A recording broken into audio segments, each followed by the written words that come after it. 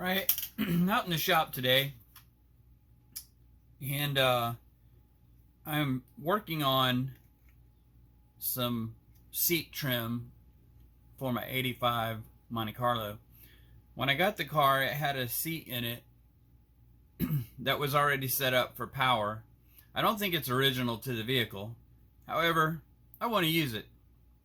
I've been searching all over trying to figure out how to get this trim and a switch in order to control the seat.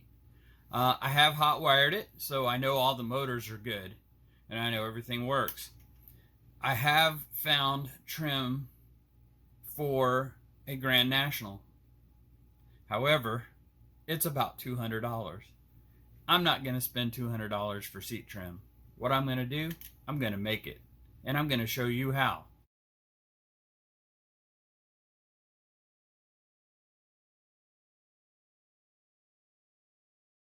Okay, so I originally planned to make this out of metal, and I thought I could, weld it up, bend it, and all of that, cut some spots for a switch. Instead, I came across this stuff. What is it? It's a fiberglass blade that was on my in-laws' porch, and I changed it out for them. What I'm trying to do is this. This was my first attempt, and it actually looked really cool. However, I screwed it up. I didn't like the way that it was squared off. Figured I could do a better job.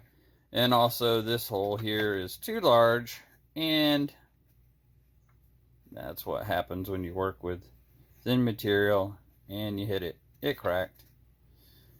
This is what I did to the bottom. That's hot glue. And it's actually pretty darn sturdy. So I plan to do that again. I'm going to clean this up, see if I can salvage those. If not, I have a couple more. But that's what I'm trying to make again. But this time, I'm going to show you. So basically, I took this over to the bandsaw. I trim it in half. And I came up with this. And you see I already started. Part of my issue was all of the layout. Because it sits kind of wonky in the seat. I measured up from this being my straight edge, and that's what I'm doing. So let me see if I can get it straight, and if we can, then we'll do the rest of it. Alright, so I'm using this Dremel to cut out this. Kind of smells like plastic, but it's definitely fiberglass. You can smell that too. It leaves a slaggy material here, which just kind of pops off, but you got to be careful with it. Make sure you wear safety glasses when you do this. If this material gets into your eyes, it can be very dangerous. Also, the dust that is created when you cut fiberglass can actually get into your lungs. So make sure you wear some sort of respirator or at least a dust mask when you cut this. I am doing it in my shop, but it's best to do it outdoors if you can. I'm cutting this with that. It's basically melting it, really. And then I'm finishing it off with a little piece of blade that was broken in the shop here that I'm using. And then I am just using a flat file to square it out and to expand it. I'm cutting it a little on the small side so that these fit nice and snug and are not too large. Alright, so you see I got the first switch in there, and it looks pretty good. And the reason I'm going with these switches is they're momentary switches, and basically they're reverse polarity.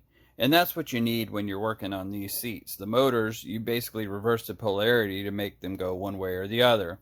This, of course, is going to be back backward and forward, and so that's what this switch will do.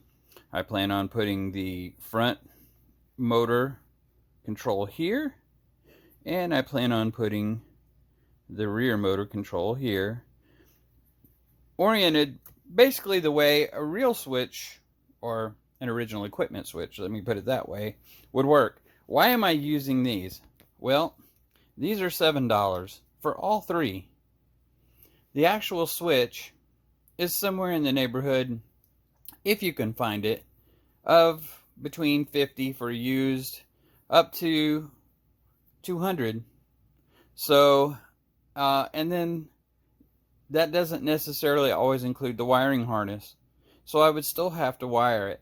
So this is a cleaner, neater, replaceable option. And it's going to be work for my DIY project on the cheap. Alright, so there are the switches in the material there. So I'm going to go ahead and finish this off by adding a top to it. I need the top because it does hide the track as well. It also gives me something to stabilize this on the chair and something to screw it into. I originally was going to go with a fastener that fastened from the back side, but I think for the ease of this, I'm just going to go ahead and do something that I can screw from the outside with like a piece of trim screw. I think it'll look fine. And but I'm going to give that a little bit more thought. Okay, this is nearly the final product, and I painted it up to look like the trim in my Monte Carlo, medium gray. Let me show you the back of it real quick.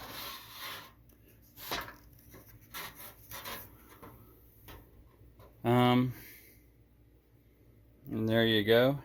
I tried to support it with some foam on the inside. Not that it needs it, but I tried, and when I sprayed it with this stuff, it started to, it's styrofoam. And I should have known better. It's not going to hurt anything. I just did it to give it a more solid feel. Some of the car manufacturers do that with bumpers and things like that. They back them up with styrofoam. This, however, isn't a dense foam. But it still was going to do the part. That way I could kind of make sure there was no undue rattles and things of that nature, undue flexing when I press the buttons. That is going to be an issue, and so I'm going to have to check that once I get it installed.